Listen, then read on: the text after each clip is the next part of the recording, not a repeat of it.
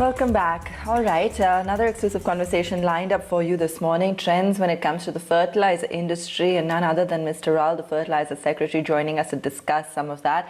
Strong volume spike when it comes to Rabi. We've seen the acreage of sown areas also moving higher.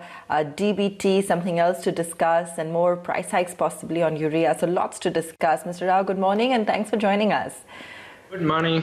Now, we've been seeing a lot of buzz when it comes to the fertilizer segment. Volumes have seen a spike, particularly post the Rabi season, and also the fact that acreage of sown agricultural area has gone up significantly. Add some color to this. Share with us the kind of trends that you're observing when it comes to the industry. The consumption pattern or uptake of fertilizer at the grassroots level has consistently showing an upward trend. If we see the consumption pattern during Kharif 2020, there was an increase of 17% in urea uptake and nearly 37% in non-urea uptake of fertilizer.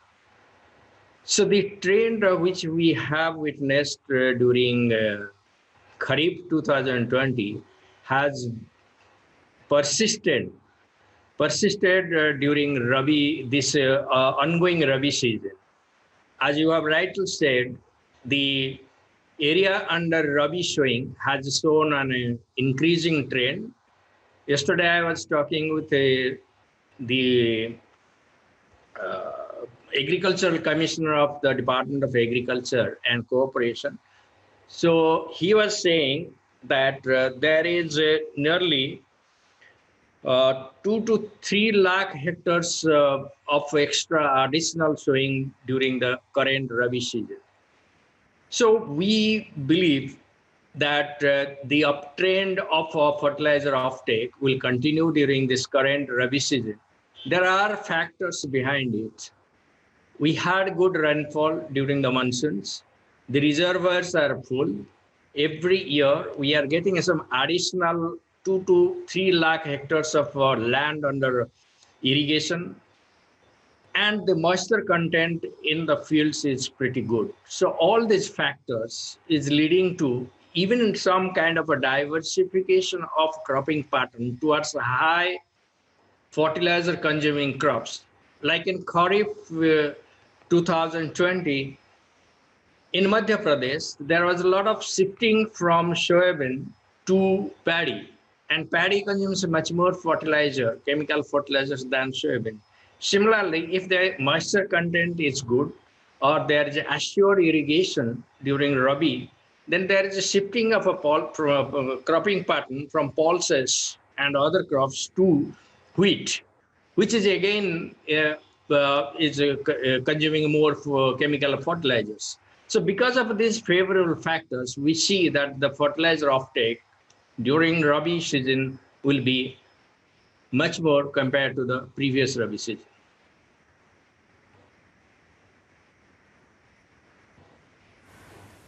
Okay, what about DBT? Do you feel it could help to really alleviate some of the stress that we've seen on the sector, and the mechanism of dispersal that would possibly work?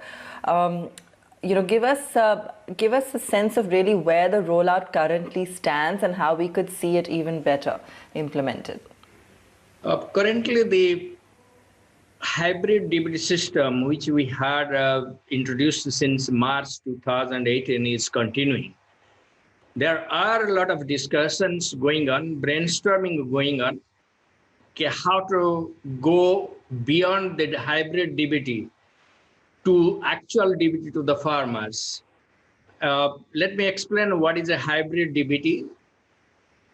We pass on the subsidy, fertilizer subsidy, to the fertilizer companies on behalf of the farmers.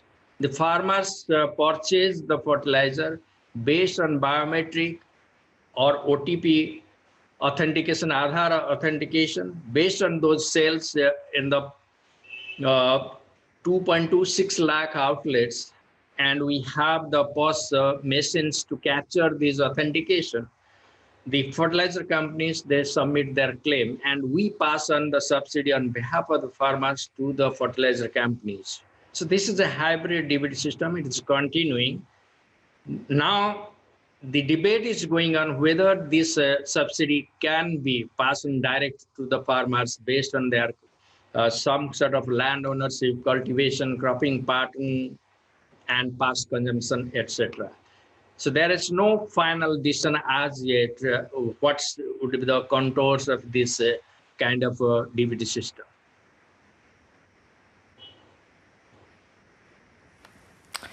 Okay, urea prices haven't really gone up since 2012. I think they've been fairly static around 5,000 rupees. However, you know, in the last few years, we've seen the cost of production significantly go higher. So do you feel perhaps the government may look at a price hike in the sector? There is no decision as yet. The reforms in the fertilizer sector is a comprehensive package. So the package is like decontrolling the urea sector, giving freedom to the fertilizer companies to fix the MRP, or it can be some kind of managed float of MRP. All these aspects are being debated. So as on today, there is no final decision on these aspects.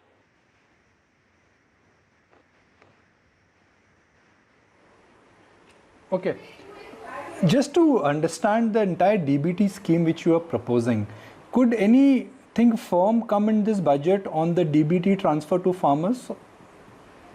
That will be very speculative on my part. A lot of discussions are going on. Nothing has been finalized.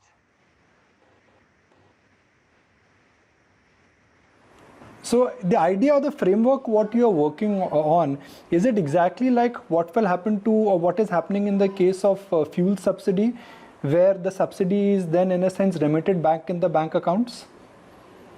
Not exactly. It will be the alternatives. This is one alternative. We call it the LPG model. Like if you purchase the LPG cylinder, you pay upfront and the subsidy amount goes to your account. We call it the LPG model. This is one option, and there are other options. There may be a virtual account for the farmer based on his purchase, and that purchase will be also maybe linked to his land ownership or the area he is cultivating and the crops he is cultivating. So there are many factors. It has not been farmed up as yet. Okay. In your assessment, what is the total, one is subsidy reaching the farmers and one is where there are leakages. And we've learned from the way how fuel subsidies managed that leakages have been stopped. I'm assuming this really is the attempt here. So what to your mind is the real leakage of fertilizer subsidy in the country, and how much of that do you think you will be able to gap down? So there are always some kind of rough statements, or you can say people just give without any basis statements that there is a lot of leakages and diversion of subsidized fertilizer to non-agricultural purposes. As far as we know, or the industry sources, they say it is only the subsidized urea which can be used in other chemical sectors or other sectors, not the non-urea part. Non-urea fertilizers like DAP, MOP, or SSP.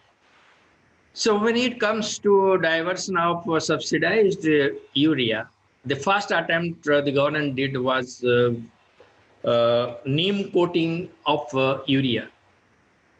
So it was believed, or it was even established through laboratory studies, that if you coat the urea with a neem oil, then it may not be useful to use in other chemicals or for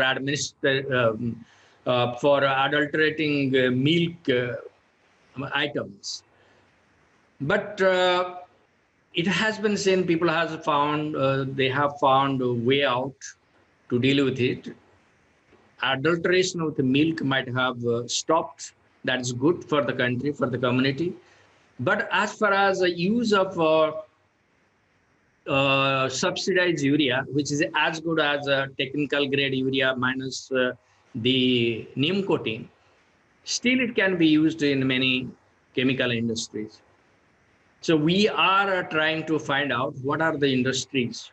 We have taken the survey, and what are the industries they use technical grade urea, and what is their source of getting technical grade urea, and the districts where these industries are located, we are trying to focus on those districts. So that is one way of preventing diversion of subsidized urea to other non-agricultural purposes. The other is there are reports that subsidized urea gets diverted to our neighboring countries. So we are also focusing through our custom authorities and border management authorities, the districts where bordering our neighboring countries, where there is likelihood of a diversion. So our attempt is to prevent diversion, and this has shown a lot of positive results. In some border districts, the consumption has gone down by 18 to 20-25%, whereas the country as a whole, the consumption is going by 20 to 25% in the last Kharif. So it has shown positive results.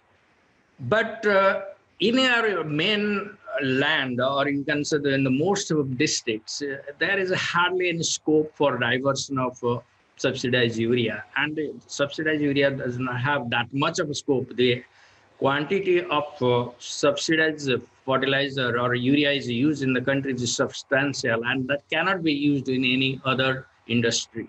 So the diversion is a minuscule percentage if we take that into account.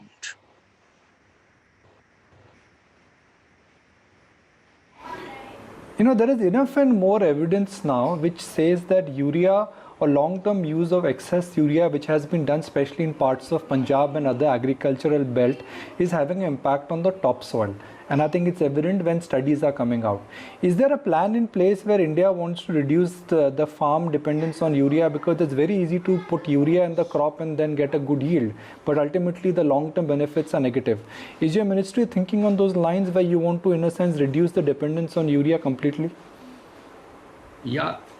The government is well aware of the negative or the adverse impacts of excess use of urea or nitrogenous fertilizer by the farming community. There are different ways of tackling it. Is the awareness among the farming community, what should be the right dose of chemical fertilizers, including nitrogenous fertilizers that can be used for any kind of a crop. The Indian Council of Agricultural Research and the state agricultural universities have come out with the generalized fertilizer recommendations for each agroclimatic zone in the country. And based on that, if you go to the fertilizer outlets, we have 2.26 lakh outlets, the dealers, and in their POS these point of sale machines, we have that software which can, if they put their soil health card number, they will get a recommendation for their cropping pattern, what should be the right dose of chemical fertilizers, or it can be combination of chemical and non-chemical fertilizers which can be used for those cropping patterns. So the system is there, the recommendations are there. It is only the adaptation of these recommendations.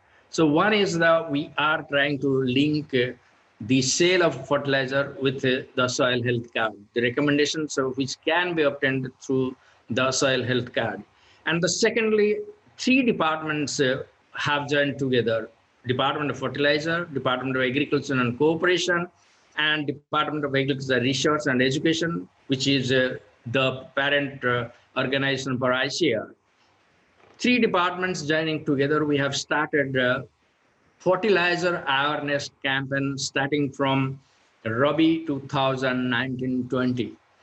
Due to the COVID pandemic, the extensive program has not taken place during Kharif 2020 nor during this Rabi 2020, but still we are approaching through the Krishi Vigyan Kendras and through other mechanisms, small groups maintaining social distance, fertilizer awareness campaign that you should use the appropriate dose of fertilizer.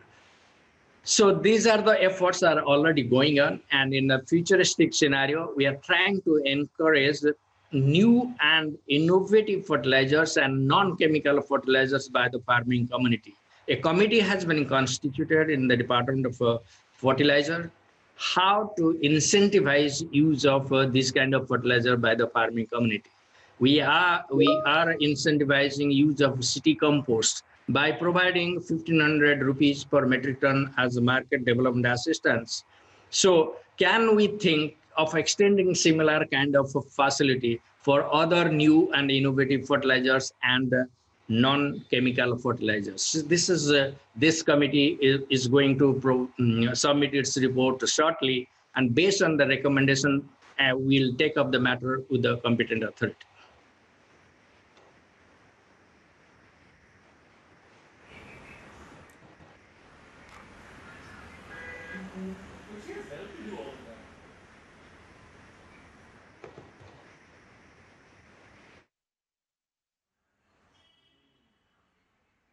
Sure. Okay, thank you so much then, Mr. Roul, for taking the time out and speaking with us today. Good to get in that perspective on what's really going on with the fertilizer sector per se and what to expect going forward.